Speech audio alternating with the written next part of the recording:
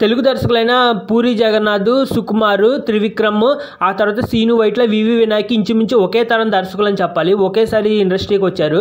కానీ వీళ్ళందరిలో సుకుమార్ మంచి పొజిషన్లో ఉన్నాడు. పూరి జగన్నాథ్కి అడపాదడప అవకాశాలు వస్తూనే ఉన్నాయి. త్రివిక్రమ్ కూడా సినిమాలు తీస్తున్నారు. కానీ వివి వినాయక్, సీను వైట్ల మాత్రమే ఫేడ్ అవుట్ అయిపోయారు. చాలా తొందరగా ఫేడ్ అవుట్ అయిపోయినట్టు అనిపిస్తుంది అనమాట.